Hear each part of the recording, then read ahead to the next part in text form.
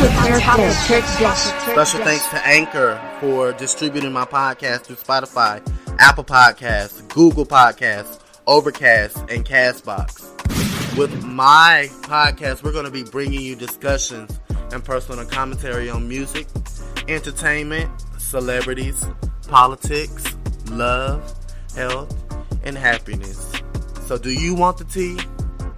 Well, simply talk with TURKBISH. Just talk with me. I spend time and I spend energy and I spend effort and I spend everything I have, every fiber of my being to give people quality. Where your host, writer, actor, and producer Candy Washington helps you live a more joyful life with a cheeky dash of pop culture news. Be sure to subscribe, leave a 5-star review, and join the conversation on Instagram at Candy Washington. Let's go.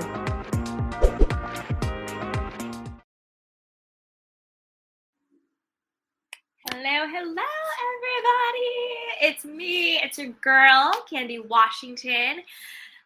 I know I haven't given you your reality TV tea in so long, but I have been behind the scenes creating some new, fresh content for you guys around attracting joy, wealth, and love, and manifesting the life of your dreams. So I hope that you are into that just as much as you're into the ratchetness and the mess and all of the reality TV business. So as you guys come in, be sure to drop your candy canes in the comment box. Be sure to drop your questions, and we are just going to have a fun kiki. I have no notes. Turk is with us, my beautiful co-host. Hey, Darren. What is up, Darren Hood? Yes. What's going on? Can you hear me? Okay. Yes, I can hear you. Yay. Yes. What is up, TURKBISH? What is up? Nothing much, man. Like, I'm trying to grasp hold of life again, and it's so much going on, in the world right now. So I'm trying to get back to the swing of things, especially with my videos and content and stuff like that. How have you been? Matter of fact, Candy, you've been doing your thing. Proud of you. Oh, thank you. I appreciate you. You know what? I have been really, really good. Like, I just got really good clarity on the type of content I want to put out there, the type of community I want to build, and I rebranded, refreshed, and I'm just ready to do the damn thing. I'm definitely going to start. Like, Mondays, it's you and me doing reality TV, hot topics. Let's do it. We're going to do it. I'm also going to be on Turk's podcast and channel as well. His YouTube channel is linked in the description box, so go give him a follow, go give him a subscribe, shout him out. So we will be doing more collabs.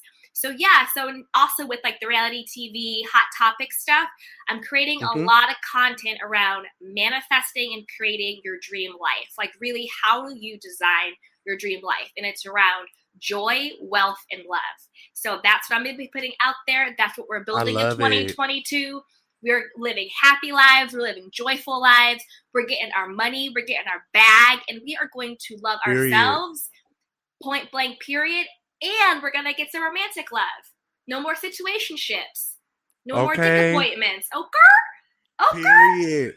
Period. Hey, Cardi B. Hey, Cardi. I love her. I love you, Cardi. Just wanted to put that out there. Love you, Cardi. You need to be up here with us talking about some of these topics because we all got different things. We all different. Cardi, if you let me know, I'll drop the link for you if you want to come up. You're welcome to. Yes, you should.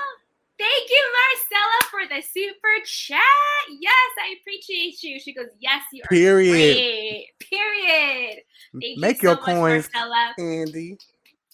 Clink, clink, clink, clink, clink. Look how I attracted that wealth. I spoke it and I received it. That's how we do this. It is effortless. It is easy. Money always comes to us. Money flows to us easily and effortlessly in increasing quantities at all times in miraculous ways. Make room for miracles in your life. That is what we're doing in 2022. We are making room for miracles in our life. Yes. Speak it. Yes. Speak it. Hey, Kati. She says, thank you. You're welcome, sweetheart. Okay, TURKBISH, since you are my special host, what do you want to start with tonight? Do you want to start with OC, Salt Lake City, Tasha K, Miami? It's going to be all about you if it's growing up hip-hop. Well, growing up hip hop, I'm in love with that. I mean, we can get to growing up hip hop a little later for the people who might not have been catching up on it, but it's actually been heating up pretty good. I've been liking it so far, especially with what they're delivering this season. Yes. But we can always start with the boring first, you know.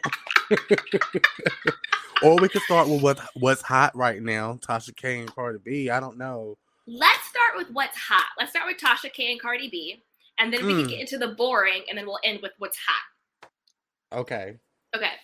So I have not been following Tasha K and Cardi B too much, but I did catch up on it today for a little bit, and I have to say I am team Cardi B. See, I'm team Cardi B too, but I'm also team Cardi B, okay? So I'm team Cardi B too. I think what the judge did really was to deter other content creators, bloggers, YouTubers, whatever, from doing the same thing Tasha K did. I think it was to say, you can't put this disclaimer up and then say whatever you want and expect no consequences. And I think with Cardi B getting on, like testifying and saying like she was like, the S word, wanting, like she was really depressed with everything. I think that humanizes people, not just celebrities, but people behind the camera. Like we all have feelings too. So like when somebody gets up on their platform, whether it's big Tasha K or whether you are a star like Cardi B, or you're just like a regular person like me, we all still have feelings. And so if somebody is getting on their platform, lying about you, making things up about you, defaming your name, trying to take you down, that can hurt. That has consequences. So what are your thoughts? I mean, there's so many layers to this thing. I'm not team anybody, really. Right. Because, like, I think it's not a win for either one of them, honestly. The most that it's a win for is for entertainers and celebrities to rely on not being dragged in the mud sometimes and its precedence over, what content creators can and cannot do. So, like you were saying, of course, there has to be some type of consequences for people that do that.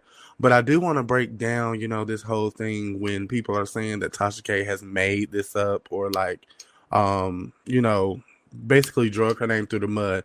Now, we all know Tasha K from when she started YouTube and what she does and what she offers. And she speaks about celebrity gossip. Sometimes she even brings the people that are involved behind the scenes to interview with her to consolidate some of her gossip that she talks about on her page. Now with this, I think everybody else was talking about, Cardi B having herpes, the stories were breaking at the time. Yeah. And of course Tasha K being the one that she's the most followed, subscribed to YouTuber. People have dubbed her the queen of YouTube gossip right now. So I just think that she had to take the bait this time. She had to suffer the consequences so that it sets precedence over what content creators can do from this point forward. And, I hate the fact that she had to be the one as a Black woman. And TURKBISH, I think you went out. So try and reset and come back in. But I agree with everything you said. And I want to get to Kennedy Marone's comment, which is great. It says exactly. It was never about hurting Tasha K. It was about teaching her that integrity is important. I say that all the time. Integrity is the most biggest thing. When you have it, when you show it, and not trying to knock anybody else's integrity is important, and then deter her from doing it again. Exactly. And also deter other people from doing it, deterring other YouTubers, content creators out there from doing it too, because if Tasha K can get knocked down, so can you get knocked down. And then he says the biggest winner is Google, YouTube. This is YouTube history. But I will say with that, yes, it's YouTube history. And yes, I think it puts us, like content creators who are on digital and social media, up there with the more traditional ones, since it is such a big level. It's like, no, you need to take us seriously because we're just as important and as informative as the bigger ones. But I also think this should be a teachable moment to YouTube, because I'm speaking from personal experience. I've had people lie about me and say things about me, and I'm like micro in the cosm of YouTube, like blip, you know what I mean? And YouTube didn't help. You know, I said, can you take this down? This is what doing. And they're just like, well, you know, they have a disclaimer up, it's fine. So I also think that it would be important if they actually held YouTube accountable too. I think that would actually be the game changer for our community of content creators, is that yes, we get paid by YouTube, Google AdSense, all that stuff, but YouTube is making more money than that, because YouTube makes money off of our content. Without us, there is no YouTube. So I think YouTube also needs to step it up and protect us, whether we have 1K, 10K, 100K, or a million. They need to step it up, because if online bullying can affect Cardi B, and as big as she is, imagine what it does to us, who may not have the resources, who doesn't have all of this stuff, right?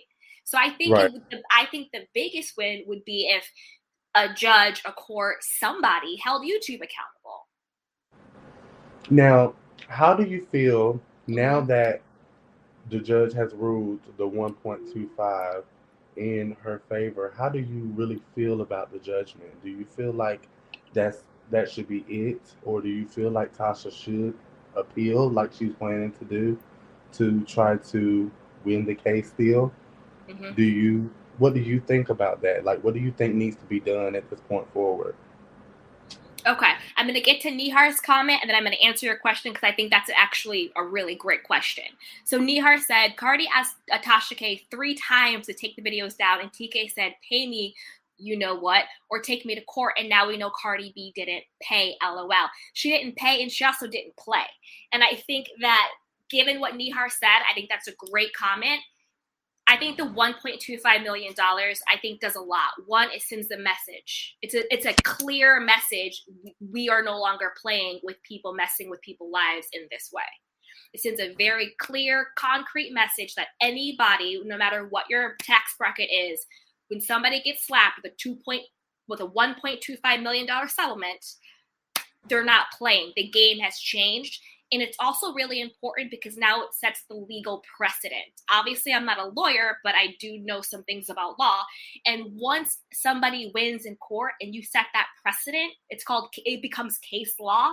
So now the next time somebody does that, their lawyer is going to say, well, when it was Cardi B versus Tasha K, they got $1.5 million. There's a precedent for it now. So I think that's why it's such a historic case, because it sets that precedent, where that precedent hasn't been set in YouTube ever. That's why it's such a big case.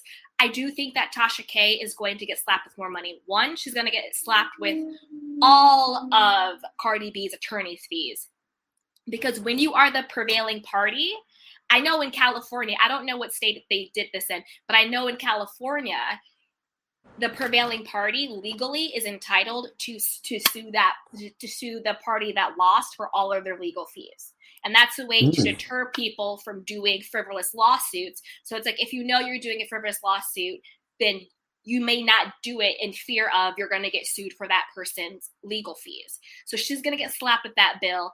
And then also, I was watching the lead attorney, because, again, I hadn't really followed it, but I watched him right before we went on because I knew you wanted to talk about it. She's also going to get punitive fees. And so punitive fees really is at the discretion of the judge or the jury, but I think in this case it probably will be the judge. And the punitive fees is exactly what it is, to punish you for what you did. So the punitive damages could be, I mean, if the base is 1.25, the punitive damages are going to be triple double that.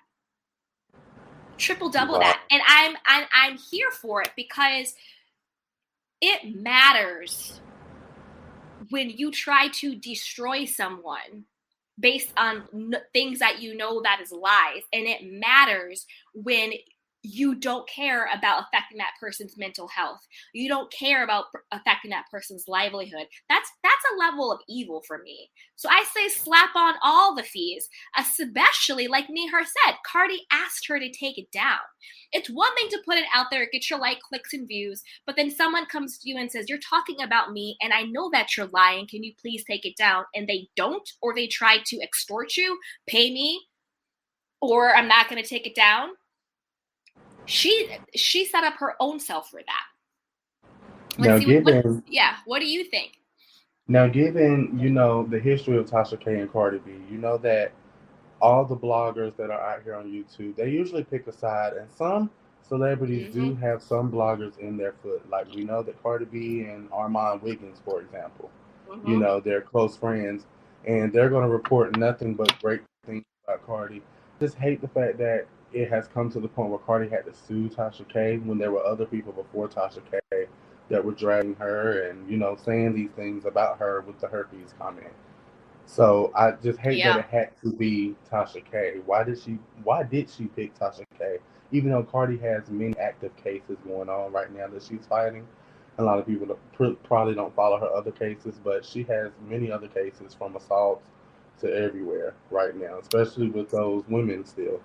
So, I just think it's sad to see that Tasha K is going to possibly lose a lot over this. You know why I think it had to be Tasha K? I think, and I agree with you, there are other cases that Cardi B has going on right now. And also cases where, as you said, with those girls, I think allegedly, nobody come after me. I don't have $1.25 million at the current moment, but we're manifesting it. Anyway, period. I gotta remember to speak it. Where I think Cardi was actually the one who fought the girls over the guys. But anyway, I think the reason why it had to be Tasha in this way is because I think Tasha was so vocal on her channel and doing the most, trying to combat it. So it's almost like I think that it blew up because of, again, Tasha K almost shot herself in the foot by being so vocal, by being so brazen. I think she really thought in her mind, and I think the lead attorney talked about this too. She had people around her gassing her up, being like, oh, you're going to win. This is going to happen. Where she wasn't actually thinking about what the true consequences of it, what was it going to be. So I think the fact that it had to be Tasha K was because Tasha K was so vocal. And also because of Tasha K's platform, she has so many people and she's more notable. Like, I know Cardi B is in other lawsuits, but I don't know, the people. I don't know, they're strippers. I don't know. I don't want to say that allegedly. I don't know exactly what they were. I'll take that back. They are just women. But we don't know them. They're not the Tasha K's. So when you have a name going against another name, of course it's going to blow up. Hey, Sharon. Hey, Sharon F., what is up? Yes, that's right, you guys. Drop your candy canes in the chat box. Drop your name. Drop your questions. We're talking Tasha K. We're talking Salt Lake City. We're talking OC. We're talking Miami. We're talking growing up hip hop, so whatever you want. And again, this is a free flow style. We have no notes. We're just kikiing and laughing. So whatever you guys want to talk about, drop it in the chat box. Like, subscribe, and share. And also subscribe to TURKBISH. Period. I'm on all platforms, you guys. I'm on Spotify, Apple, iHeartRadio. I've just moved over to YouTube, just got that started up, and now given the opportunity with Candy, she's helping me out getting my streams up. So I appreciate you, of course. I appreciate you too, Turk.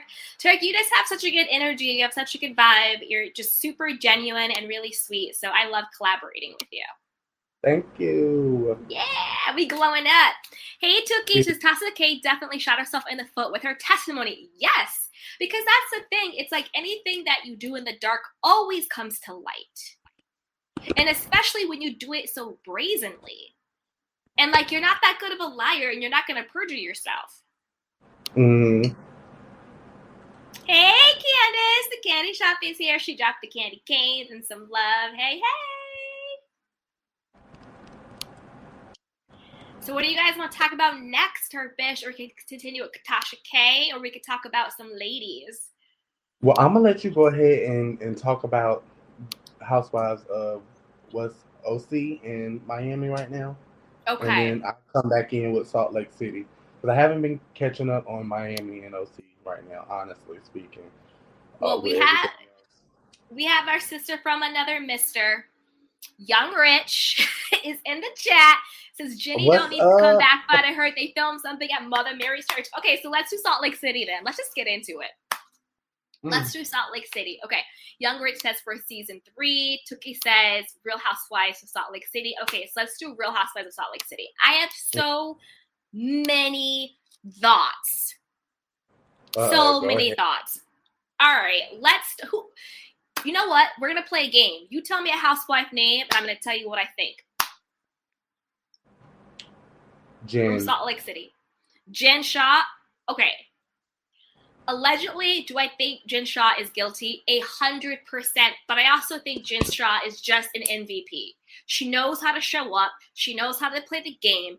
Do I think she was cheating on Coach Shah? 100%. Do I think she was cheating with the same man that Meredith was cheating with? 100%. I think both of them were getting down, getting with it, busting it wide open when they went to the New York trips and was doing it with the same men. And that is why Meredith is actually mad at Jen. Because remember, Jen let it slip. Okay. Conspiracy theories, y'all. I'm about to get into it. All right. This is why I actually think Meredith and Jen are beefing. Okay, so remember in season 1, Jen Shah thought that Meredith was choosing Mary over her, so she got really upset. And then, we all know, Jen Shah is petty AF. The moment you cross Jen Shah on Mad Day, she's gonna spill everything. So she went and spilled the beans that Meredith and Seth were in an open relationship, and that Meredith was sleeping with other people. Not, having affairs, whatever you want to call it. So she let that out the bag, right? And so I think Jen and Meredith were both doing dirt. They were both cheating on their husbands, and they were both running around. Meredith now is pretending to have this beef with Jen about her son Brooks' scandal, but that's been over. Jen apologized. Brooks forgave him. That's over and done. Meredith's beef now is only because she's pissed off that Jen told the world that she was cheating on her husband, that their marriage was open, and that Jen was sleeping with the same man she was sleeping with. And the reason why Lisa Barlow beefs with Meredith now is because I think Lisa Barlow, again, wasn't privy to what Meredith and Jen, the dirt that they were doing with the men. So when that came out, I think Lisa Barlow was like, wait a minute, I thought I was your ride or die chick, but yet you have all these secrets with Jen Shah. Right. She has so many secrets with her. So many secrets. And if you see the preview, Lisa calls Meredith a whore, and she's like, she slept with half of Manhattan. What Tookie say? Child, have y'all heard the rumor? Wait, Tookie said, child, have y'all heard the rumor about Meredith and Jen at the steakhouse? Ooh, what was the rumor at the steakhouse? What's the tea? What's the tea, Tookie? Oh, go ahead. I'm getting excited. And I haven't watched my Kempire today because, Kempire and DJ Richard Sky, they do a good job with keeping up with every Housewives franchise. They really do. I'm like, they have more hours in the day than I do. They really do. I don't know how they I don't know how they be doing this. It's like they have so many hours in the day. I don't know how they do it. God bless them. God bless them. I don't care what nobody say. Mary is my favorite. Okay, let's get into Mary. I think Mary is missing. I think it's a cultural thing. I think sometimes she knows how to play her cards. Mary does know how to play her cards. I will say this about Mary. Do I think she's leading a cult? Yes. Yes. Do I think that her grandmother willed her to marry her husband? No. I think that was a big fat lie. I think her and the granddaddy got together with a scheme that Todd made to get the money and to get the real estate and to do all that stuff and to get the church. I don't think they've ever really been man and wife except for when they got their son. Other than that, he's doing him and she's doing her. They don't even care. They're living at different wings of the house. What I will say in Mary's defense, and one thing I do like about Mary, and I'm also a lot like this. She is so cool under pressure. And she, like, if you look at all the other housewives, they flip off, they flip tables, they're cussing, they're hooting, they're hollering, they're running away, they're doing all of the theatrics. But Mary will just sit there and read you for filth without ever raising her voice. Without ever, she'll and be just so cool, calm, and collected. And just be so cool, calm with it. And she'll just sit there and be like, well, actually, listen, da-da-da-da-da-da. And then they all go off crazy on the deep end because they can't handle what she's saying. So I will give Mary that. I think that type of slickness and that type of sophistication is really cool. It's sort of like what Lisa Vanderpump had too, where Lisa Vanderpump would just sit there and just like tell you exactly about yourself and then be like, pass the rosé. You know what I mean? It's like that slickness. But I don't like Mary's stuff about the slanty eyes and about Jen being a Mexican gangster, but I do think it's a little cultural because I do understand what Mary was saying, and I do think certain racially things are different within the Black community, if that makes sense. Like, I always understood what she was saying. I don't think she's actually racist, but I also understand how it can be offensive. Now, how do you feel about, give me some clarity about what Jenny has been going on in the media right now with her comments, her racist comments. Okay, so let's see here. Jenny, I believe, had been tweeting or posting all about she was a Trump supporter. She made some comments about George Floyd being like he had taken all these drugs and that's why he died. And we had 18 years to raise our children, not to show out to the police or something. The police don't need more policing. The police don't need to be defunded. Like all that crazy stuff. So I think that's really what they're talking about with the Jenny stuff. But oh wow. But who knows? Let's see what's going on in the chat box. I'm just gonna pick a spot. And Cardi B says, this old racist chick Jenny is a problem.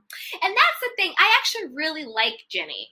And this might be an unpopular opinion, but I also did like that she did put Mary in her place.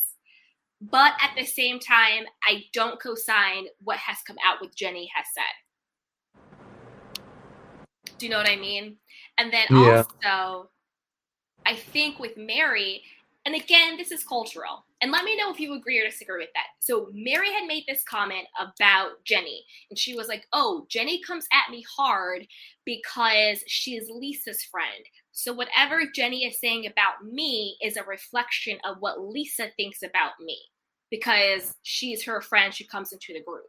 Do you agree with that or do you not agree with that? I think so. Because you got to think about it. When it comes to like these casts, all of these casts, not just them, you have to ultimately have some type of ally on your side. I mean, some people can fight their issues alone. But I do agree. I think so. I mean, totally. I think to a greater or lesser degree, I actually think the beef between Jenny and Mary is really just a beef between Jenny and Mary. I don't really think it's Lisa in the background, but I get the sentiment of this is your friend. You introduced me to her, and now your friend is beefing with me. Is that beef because behind the scenes, you don't really like me? You're not really checking for me, and she's just echoing what you're saying to her. Young Rich says, do y'all think the statements Lady made was performative? 100%. 100%. It's the game you play. You know, anytime somebody comes out with like this problematic, racist, sexist, whatever, homophobic stuff, of course it's performative. Quiet as it's kept, Salt Lake City, New York, OC, the majority of those women are Republican Trump supporters.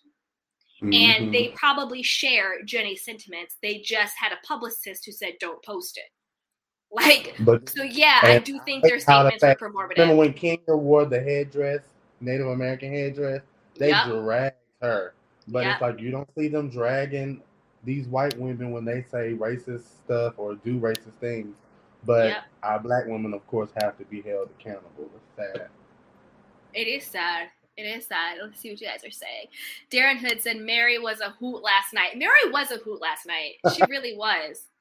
Okay, Turk, I have a question for you. And everybody in the chat box, put it in the chat. Because I'm noodling what I think about this. The big difference between how the Real Housewives of Beverly Hills dealt with the Erica Jane scandal versus how the Real Housewives of Salt Lake City is dealing with the Jen Shah scandal.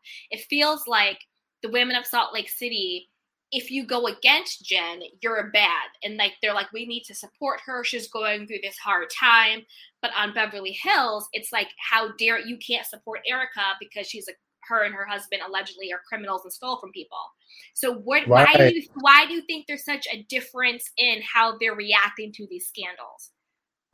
I think probably because this is a fresh cast with Salt Lake City, and they don't want to just have the audience automatically like hate someone that quickly. So that's probably why they're going on this campaign, you know, support her, support Jen, versus, you know, Beverly Hills been around for a while, you know. So that's probably why it's being handled a little different. In my mind, that's how I feel like it. That's how I look at it. Situation. Yeah. I could totally be wrong, but you know, I think it's levels and layers to it, of course.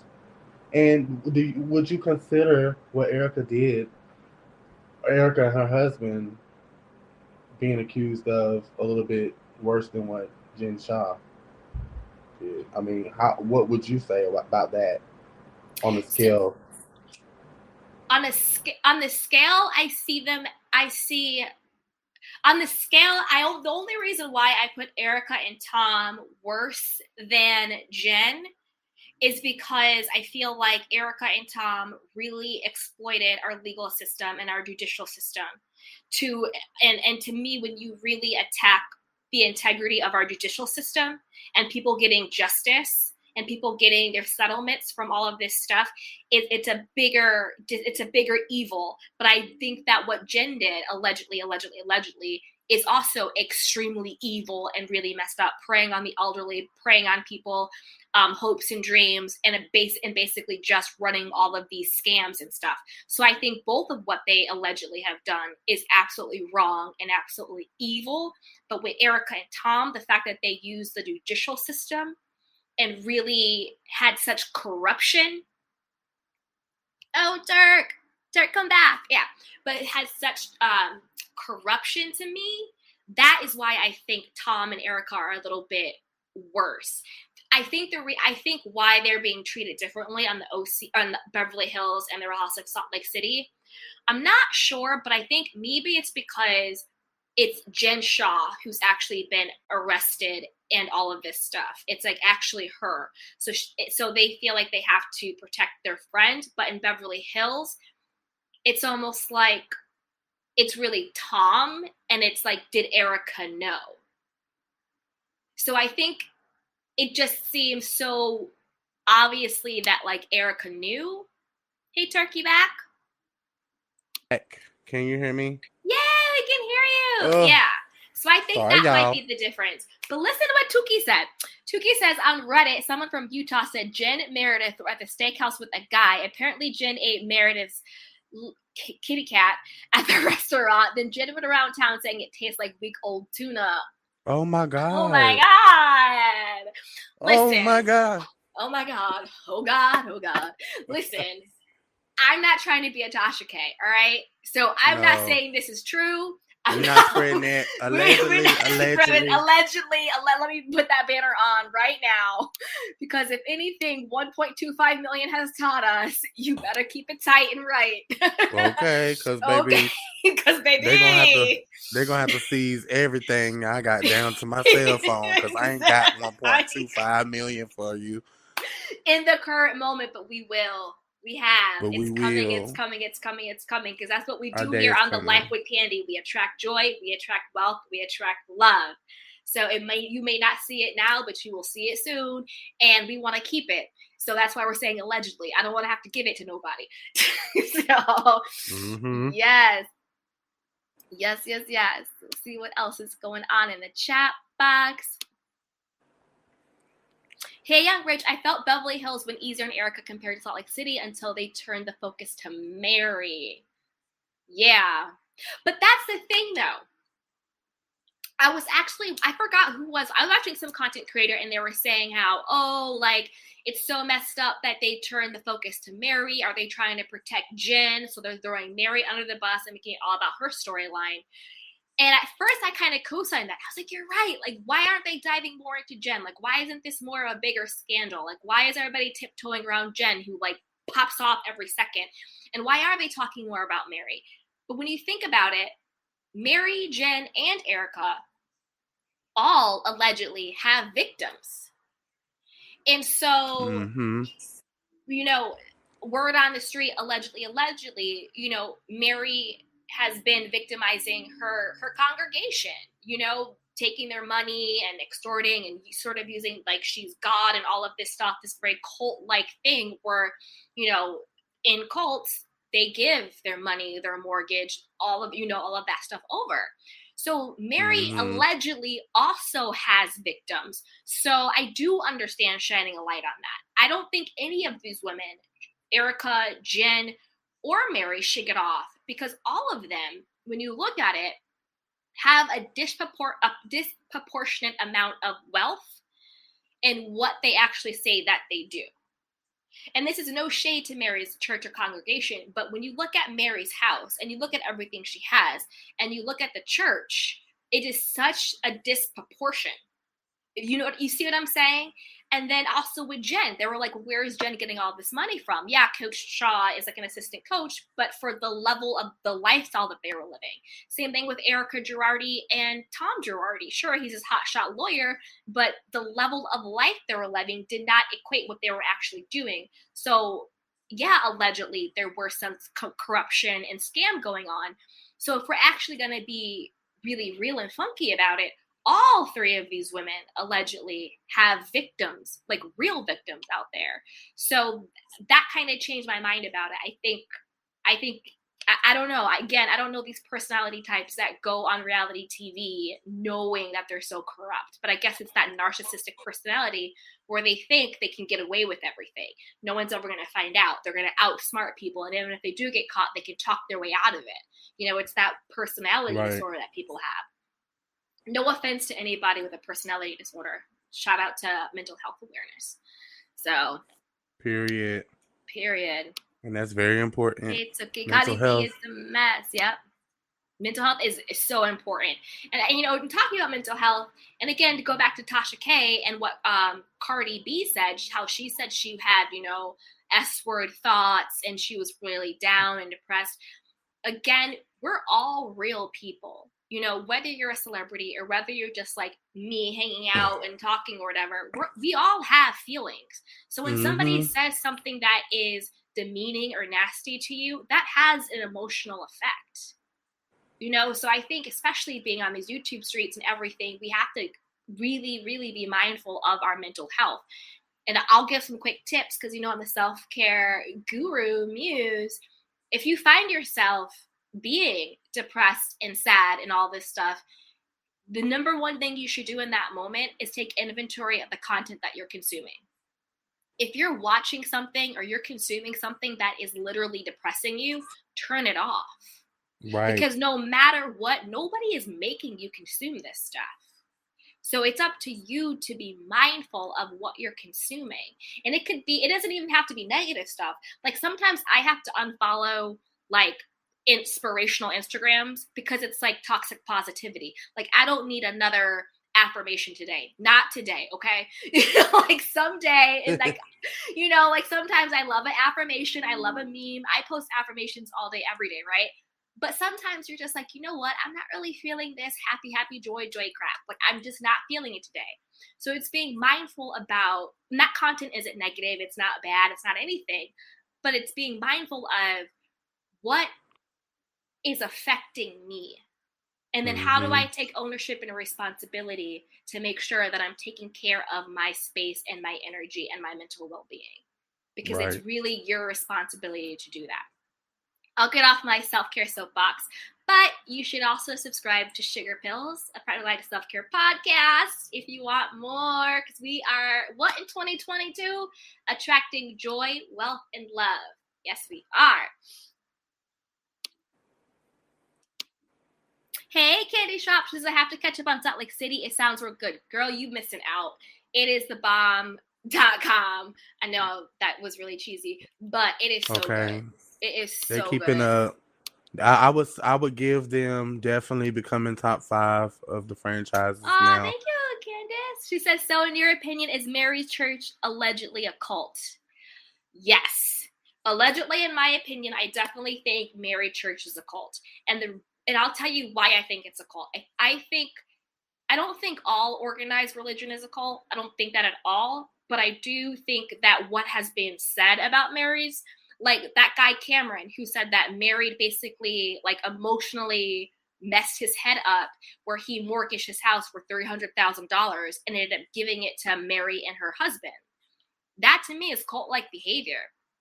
If you have a legitimate church, a church should be of service to its congregation. The congregation should not be of service to the church, in my personal opinion. I think that, you know what I'm saying? Like, I think that it's the job of the church is God's wife, right? So it's like, the church should be of service to the congregation. That you see someone who's in need, you don't try to exploit them for their mortgage to remortgage the house to get $300K because you're a hoarder and you have really ugly designer clothes in your house. Like you got $300K to spare. Mary, this is a PSA. Call a girl, pay me. I will come and I will actually style you, because just because it has a name brand or a logo does not make it fashion. Okay.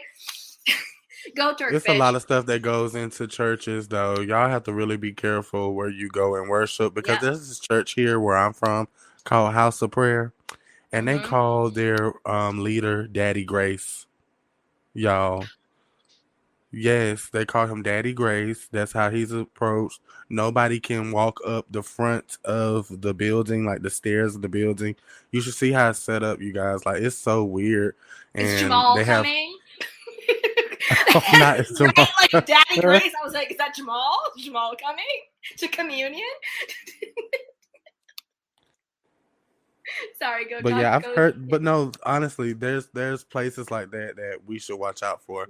Like I would never go to a church and my preacher, I'm gonna call you Daddy Grace. No. Yep. Yeah, I think, I agree. Allegedly, Daddy, that's just disgusting. So Tookie says, what are your thoughts about Meredith this episode? My thoughts about Meredith, and then Turk, I want your thoughts too. My thoughts about Meredith in general and for this episode is, and I want, again, alleged, but there seems to be some type of chemical balance, impairment, either that's there or that's being induced by something. Because if you watch her, she always just seems very robotic. Like, okay, like she's off to me anyway. You know what I mean? It's like very, I don't know. I will say this. I think that Heather and Whitney, I can't stand them. Like, I literally cannot stand Heather and Whitney. I'm not a violent person, but I want both of them just to like blow off in the wind. Because I'm there with you. If you really watch it, these two are the ones who created all of the drama, who created all of the division, and they straight up made up lies and then reset it as if it were the truth. I don't think Meredith had anything to do with Jen getting arrested. I agree with her. The FBI does not need Meredith Marks' help to take someone out. That, to me, was the FBI was doing a years and years long thing. Jen allegedly is a part of this big pyramid scheme, marketing scheme or whatever that's been going on for years. And that is so much bigger than just Jen Shaw. And for Whitney and for Heather to be like, oh, because because Meredith and Mary weren't on the bus, that means that Meredith was working with the feds. Like, come on. And then poor Jen Shaw, I mean, I love her, but she has such limited emotional capacity. All you had to do was plant that seed. She got wound up. And that's exactly what they did. And they played her because if you watched it, Heather and Whitney went to Jen, wound her up about Meredith. Oh, Meredith wasn't on the bus to wherever. No, she's at the bus this time. Oh, she had the private investigator, blah, blah, blah. Wound her up. Jen got on the bus, lost her damn mind, almost fist fought Lisa. And if you notice, Whitney was holding Lisa back by the arms. That was setting Lisa up to get popped. Like if two people are fighting, you don't take one person and pin them back by the arms so the other person can pummel them. I saw you, Whitney Rose. I saw you. I see you. I see you, Whitney Rose. And then when Jen went off, and then when they got to not Tahoe, but wherever they were, Whitney and Heather were in the room talking all craps about Jen, being like, well, Meredith and Jen are here. They're going to have to deal with her because I don't want to be a part of that, how she went, da-da-da-da-da. But they were the ones who went and put the seed in her ear and wound her up, and then they watched her go make a fool of herself. Whitney and Heather are the two biggest Karens, shit stirrers, fake friends. I can't stand them either. I can't stand them, particularly Whitney. First of all, Lisa Barlow all day long. Lisa Barlow is my spirit animal. I absolutely love her. I want to be her baby gorgeous. Lisa, call me. We can hang. We can do brunch all day. Leave Lisa alone. I can't handle it. That's crazy, Candy, because I felt like Lisa, as hysterical as she was acting when when the feds were coming after Jen, I felt like she had something. She played a part somewhere with Jen Shaw, but I can't put my finger on it, so I never spoke about it. But it was just weird. All of them were acting weird around that time. Acting weird. You just don't know. There's so many missing parts that we never gonna know because it's never gonna be revealed. Yep. No, it won't ever be revealed. And I also think all of them are also so two-faced. All of them are two-faced because all of them talk about each other like a dog. The moment one of them isn't in the room, they all talk about each other like a dog. Then they go back and report. And then when the other person comes back in the room, I don't know what you're talking about. We didn't say that. Let's just drop it. It's like, come on. They were all talking about Jen like a dog. They were all talking about Meredith like a dog. They were all talking about Mary like a dog. And they were all talking about Lisa like a dog. But the moment they get in the room, it's all smiles and kikiing. They want to be the bullies so bad. So bad. So bad. Quiet as kept, they better thank Jen Shaw and Mary for keeping this season alive. Yeah, because who else has a storyline? Jenny and Dewey with the whole, what do you call it? Sister wife? Miss me with that fake stuff. Like, nobody is buying that Dewey wanted a sister wife. I think that was a completely made up, fabricated storyline because they had nothing else to talk about. Right. Yep.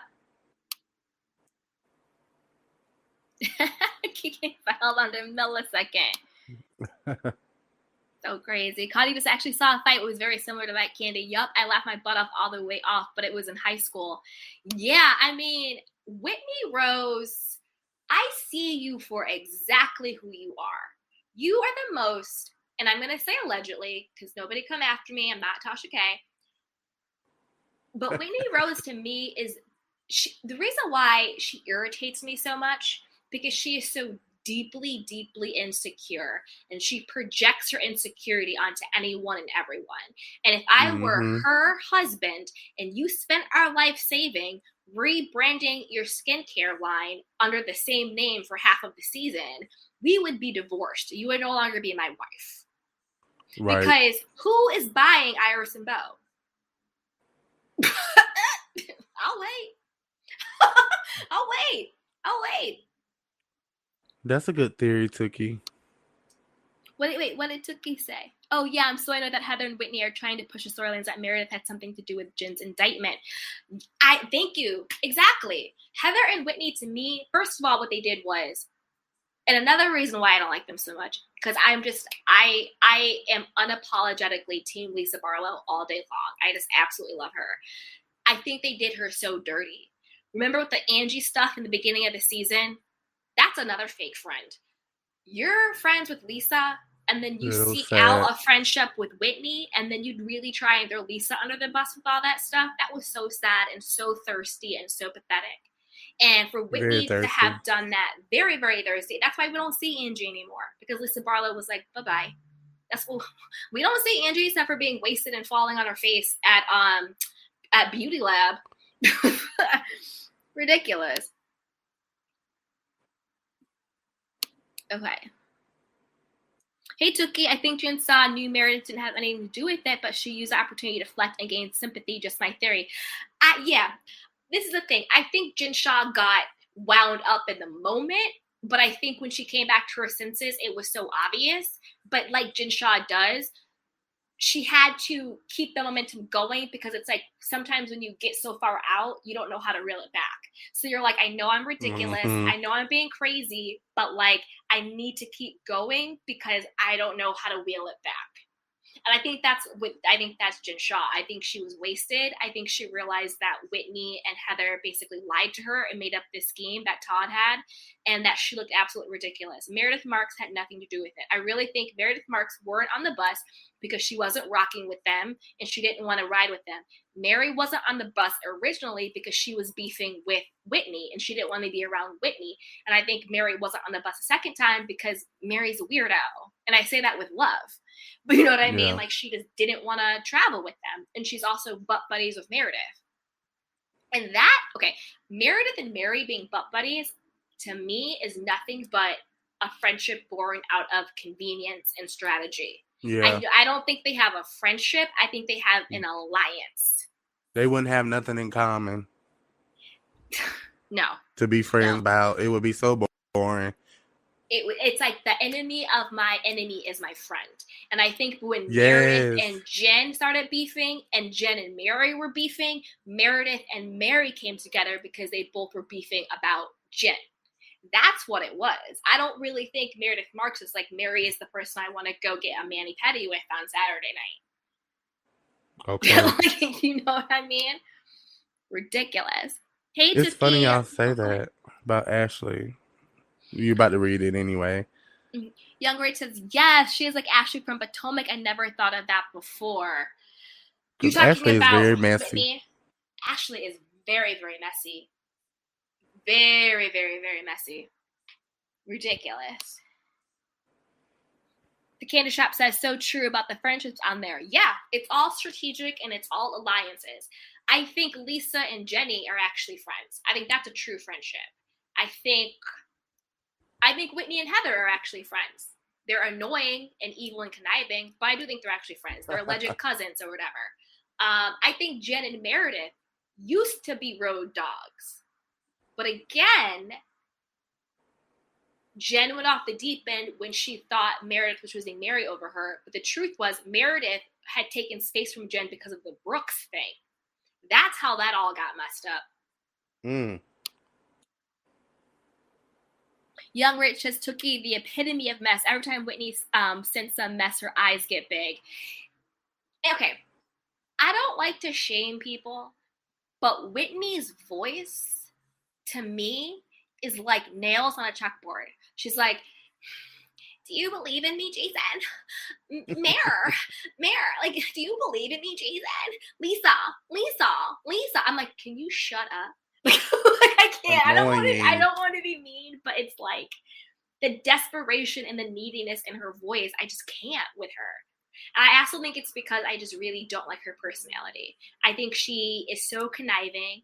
She's so manipulative. She goes in, she throws a bomb, and then she holds her hands up like she's innocent. And I don't like that. If you are going to literally come up with conspiracy theories that literally make no sense, and then you speak it as the truth, stand in it. Don't deflect.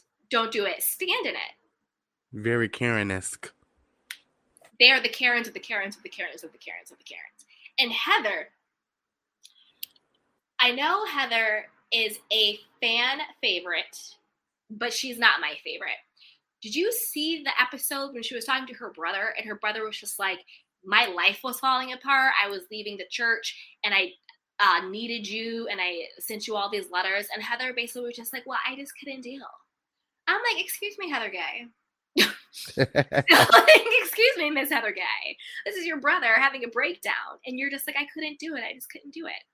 To me, Heather Gay is so fake. I think the only thing Heather Gay really cares about is fame, being a fan favorite, the limelight. and the limelight. under this guise of, oh, I left the church because I just had to be me, and I like black men, and I like drinking and all of this stuff, and blah, blah, blah, blah, blah. Girl, miss me with that, Heather, okay? You are just as Karen as they all are. You are just as submissive of your family as you were. Because if you actually were this good person that you're trying to pretend to be, if your brother came to you and said, my life is in crisis and I need you, you would be there for them.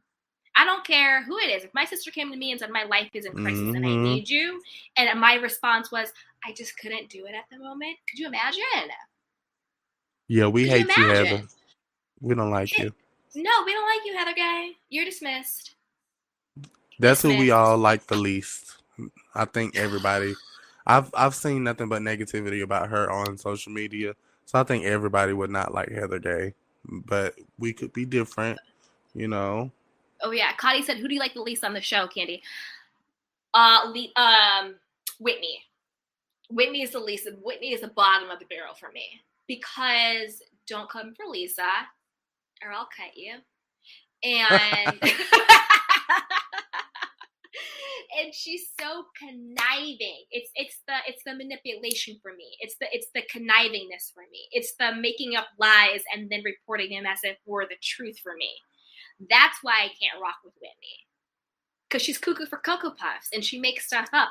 And she's also very, very strategic, like befriending Angie, you know, calling Carmen, whatever his name was, right? Oh, rest in peace. I'm sorry. Rest in peace. But you know what I mean? Like, that to me is so calculated and conniving. And then winding people up, watching them go lose their minds, and then sitting back and judging. It's like, oh, I put a bomb in your back, and I'm going to laugh at you now that you blew up. That's what they did to Jen Shaw. That's what they did to all these people. But who I like the most? Lisa. I'm a Mary fan. I don't know. It's just something about her. She's funny to me. Yeah. I don't know. She's just hilarious. Young Rich says, who in the world's decision was it to place Heather as Cinder Snowflake holder? She gives nothing. Thank you. Thank you. What is Heather's storyline? I'll wait. Other than being Whitney's number 2. Like, nothing. Okay. A pick me. A pick me. They're lucky for Jen and Mary. Because Jen and Mary's storyline has carried the entire season. The entire season. And I don't want to be too hard on Mary because she's really wacky and weird, but I also like totally get her, if that makes sense. Like when she says the weird stuff, I'm like, I know exactly what you mean, Mary, even though she has like a tick. You know, like Mary has like a tick. And like the talking to herself to me is this. Okay, this is another thing we're talking about mental health, right? Again, I'm being respectful. And I'm actually like curious about the mental health with it. Where is the line where it's someone who is quirky and, you know, kind of offbeat versus you're seeing someone who actually might be suffering with a mental illness or whatever? Because to me, when she was talking about talking to herself, and then we see the footage of her actually having conversations with herself in like an actual way, that is like all tea, all shade, all kiki aside. That to me is actually alarming. Yeah, and so alarming. I'm sort of like, where are the accountability for Bravo? Where it's like and also a lot of reality TV stars, there's like been whole studies and documentaries on it, have gone on to like take their own lives and all that stuff, and have had mental problems, all this stuff. So where is the line of accountability where it's like, essentially, she's an independent contractor, but she's an employee of theirs. And if they're displaying that type of maybe mental distress or whatever, is it their duty to step in and say something? Because as a watcher, when Mary may be cold, she may be this or that, whatever, but when I'm compassionate towards her, it is concerning to me. If I saw anyone having full-blown conversations with themselves, like she actually talks and then she responds and then she has conversations with herself. And no tea, no shade, but like when you see people who are like homeless or maybe people who are, and I mean this with compassion and love, I'm not like being mean or anything like that. But you know what I mean? Like, you see those people like that, and it's scary. I don't know if anybody else thinks it that way, but because she is so quirky and weird, I think that people just think it's a part of her quirk, but it might be a sign of something bigger going on. Yeah. Let's see what you guys are saying in the chat box. So Tookie says, I like Jenny the least. That was before all the posts too. She always seemed too hot-headed for me, throwing glasses, yelling at people, especially Mary, about nothing. And you know how Jenny said that she had anger problems and she threw so much stuff at Dewey that she broke his ribs. And then she had to go to anger management for a year. I'm going to say allegedly, but she said it herself. So, yeah. Young Rich, last season she was fetishizing black men. Yes, she absolutely was. And that was another reason why I didn't like Heather. Like, don't put black men, human beings, in the same category as objects, which are drugs, alcohol, or activities, sex, right? Like, you're equating human beings with vices. That is the epitome of a fetish, objectifying black men. No, black men are fully formed human beings. They're not sins. And that's what she was saying. Like, I want to be a sinner, so I can't be in this. I want to, like basically saying sleeping with a black man is committing a sin. And that black men are the equivalent to objects or things or an experience to be had when you want to be evil and dirty and off the grid. It's just so disgusting. I can't. The Candy Shot said, yep, she definitely was. She really was. That's why I was like, miss me with it, Mary. Miss me with that. Okay, we've been here for an hour. We touched on some stuff. Is there anything you want to touch on, Turk, before we wrap things up? Turkey, Turk. Oh, put your mic isn't on. We can't hear you, Turk.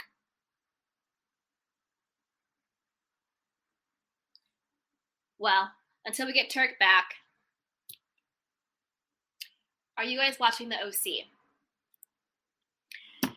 I also have a lot of thoughts about the OC. Nuella is the effing MVP, but she's also kind of blackface. Was it called blackfacing? Blackfish? Catfishing? What's it called? Didn't Nuella, like old pictures of her, she's sort of like white with blonde hair, and now she's sort of this sort of like ethnic mix? I don't know. Even if she's blackfacing or blackfishing or whatever it is. Hey, Turk. Turkey back? Turkey worky. Aw, okay, we'll keep coming back, Turk. Yeah, blackfishing. So Noella, yeah, she's blackfishing. I think older photos of her, she was like blonde hair, lighter skin, and now she's like tan and all the things. And again, I'm not speaking on anybody's body, but it seems maybe there might be some body issues going on there. She's just a very, very thin person. But again, I'm not speaking on any woman's body because it's not my place to talk about another woman's body. But Nuella is a star. She's a VIP. And she is so needed. She's a fresh of breath air because nobody ever goes head to head with Heather Dubrow. They basically just kiss Heather's butt and suck up to her. So I'm so happy that Nuella is there being like, we don't need to bow down to Heather Dubrow. Who do we think Heather Dubrow is? Okay, can you hear me now? Yes, I can hear you now. Yes. Gina and Emily, to me, are Heather and Whitney. I can't stand them. Gina, girl, you are such a social climber, and your energy just sucks. Like, if I was at a party and you were there, you're the type of person who I wouldn't talk to. Do you see what I'm saying? It's like that weird, desperate energy. Ugh. What are your thoughts on them? Do you watch the OC at all? I have not caught up on the OC, so I can't speak on them right now, y'all. Sorry about that. No, it's okay. Younger because I thought Noella was black. I don't know. I saw the pictures of her with the blonde hair and all that stuff. So maybe she just was more, I don't know, before. I don't know. I don't know. They're saying she's mixed. All I'm saying is from the photos I saw, it looked like she was blackfishing. Because she went from very blonde hair, light skin to how she looks now. And the way she looks now skews black mixed. But the way she's beautiful before, though. Gorgeous. Oh, gorgeous. And again, she's also a quirky person. She also kind of has a tick, and she's also very quirky, but I'm down for her. I love her personality. I think she's really funny. I think she tells it like it is, and I think she's a breath of fresh air because she's a person who will go toe-to-toe with Heather Dubrow, while all the rest of them were kind of kissing Heather's butt. And Heather had a psycho moment when she looked at Shannon and was like, if you come after me and my family, you're going to lose a lot more than our friendship. I was like, Heather, what are you going to do? Kill her? Like, what are you going to do? Like, what are you going to do to Shannon? Calm down, Heather, bro. Calm down. But I thought Gina and Emily throwing Shannon under the bus because that girl had sued Terry Dubrow was a mess. An absolute mess. Oh, this is a good question. Brian says, do you like Dr. Jen? Okay.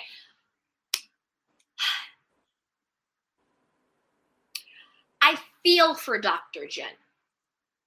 I think that Dr. Jen is in a marriage that, and again, I want to be very sensitive when I say this, because again, it is never my place to ever speak on somebody else's sexuality. It's not my place to do that. But it seems like her husband may not be into her. And I'll just leave that there because I want to be very respectful and I want to know my position and I want to know my lane. So I want to be respectful to everybody.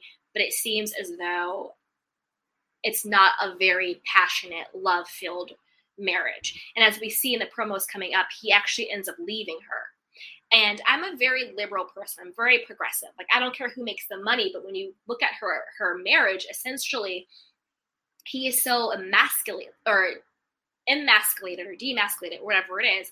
You know, he basically is the mother woman role, and she's basically the father breadwinner role.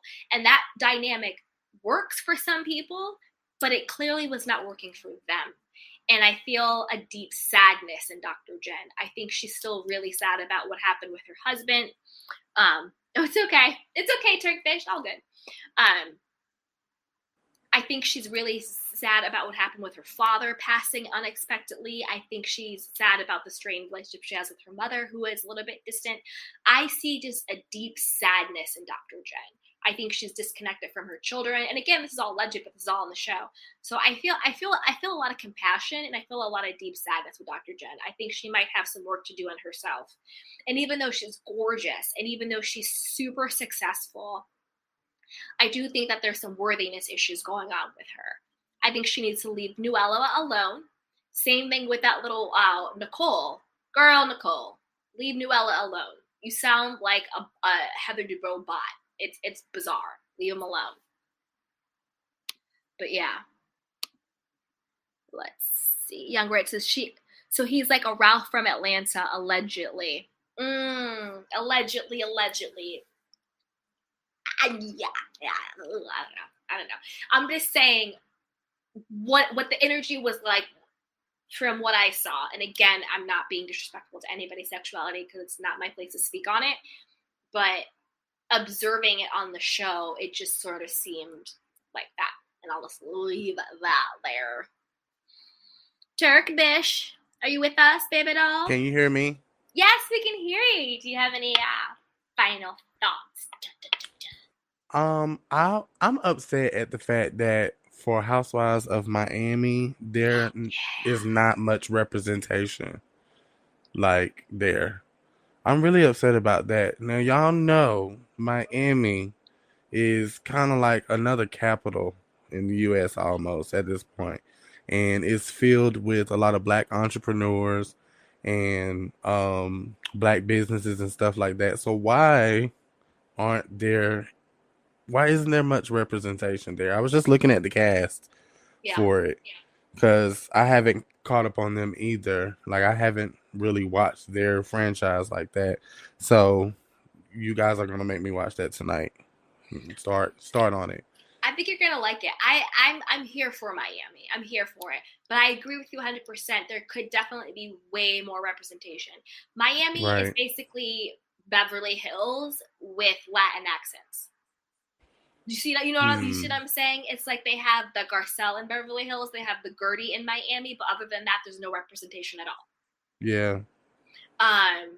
So I agree with you 100%, but I think you're gonna like it when you get into it. And I want to know your thoughts on it. I'm Team Gertie. Adriana. Okay. Adriana? I cannot stand her. Girl. Adriana. Bye, miss me. It's a hot mess with her. And you said you're Team Gertie. I'm gonna keep an eye out for her. I'm Team Gertie, and I'm also Team Larsa. So Larsa Pippen. I've heard of Marisol. I like Marisol. A lot. She's an OG. Yeah, because she's like in other stuff. She's been in like interviews and stuff. I've seen her and stuff, so I know of her. When I saw her face, I was like, oh yeah, I didn't remember her. Mm-hmm. And her mom used to be on the show. I forgot what her mom's name was, but her mom was like iconic. This like iconic old lady, like who was just like amazing and free and great. Her mom was on the show and she was great. I like Marisol. Adriana can skip rocks with her low self-esteem, having self.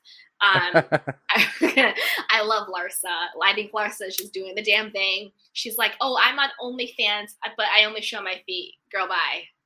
Like, Larsa, you know, you're not just being a foot model on OnlyFans. Like, you can keep it funky. We know Larsa too. I know her. You're not making $10K a day showing your feet, boo boo. Oh my God. Let's see what people are saying in the chat box. Young Rich says Miami and New York definitely should be diverse. True. Lisa. Yeah, hey, Della Sienna Dame Sucker says Lisa. Lisa is Lisa was, yep. Young Rich says, I can't do Larsa. Larsa did try and morph into Kim Kardashian, but I actually like Larsa's personality. I think she's cool. I think she's funny. I think she's coming into her own and she's having fun. Girl, You're not doing foot shots. Let's just keep it 100. Like, do you on the OnlyFans? Like, who cares? But I feel like Larsa and Adriana are going to fight. I think not fist fight, but I think that they're going to really get into it because Adriana is a very jealous spirit, and I think she's really, really jealous of Larsa, and that's going to come to a head. She might be. Yep, 100%. So I'm ready for it. I'm Team Larsa, Team Gertie, Team Nicole, but the rest of them, I don't know. Oh, what's her face? Alexandria. Her family is a hot. She needs to be on a Yana Fix My Life. Yep. Oh, yes. The mom. Yes, the mama is Elsa. Yes. Come on, Elsa. Come through. Thank you for that. Yes. All right, you guys. We have been on here for over an hour, so we are going to wrap it up. As always, I want to say thank you so much to Talk with TURKBISH for holding it down with me. Yes, and you guys, his YouTube is linked below, so go give him a follow, give him a subscribe, and on there you can find his podcast, his websites, all of it. But, TURKBISH, tell us where we can find you. How can we support you? So you guys can find me on all platforms, Apple, Google Podcasts, Spotify, iHeartRadio. Just type in Talk with TURKBISH. And I just got over to YouTube, so you can check me out on YouTube, you guys. Thank you for having me, Candy. Proud of you. And, of course, she's going to be on mine soon, you guys. So make sure you check that out. I have a lot of content coming in next week, a lot. Starting with tonight. I have to actually start editing tonight and get some things up in the next few hours. So you guys check it out. And thank you, Candy, once again. Love you. Oh, you're so welcome. I love you too. And I'm proud of you too. And you guys, if you want to glow up in 2022, if you want to attract joy, wealth, and love, be sure to subscribe to this channel. Give me a like, rate, review. And we also have the Lux Life VIP group. It is linked below in the description box, so you can check that out. There you can get some weekly coaching, some resources all around how to design your dream life. No matter what you want, you are deserving of it. You are capable of it. You are worthy of it. You are valuable and you are lovable just as you are. And what we do here on Life with Candy, Sugar Pills, Lux Life is we just remind you of your worthiness.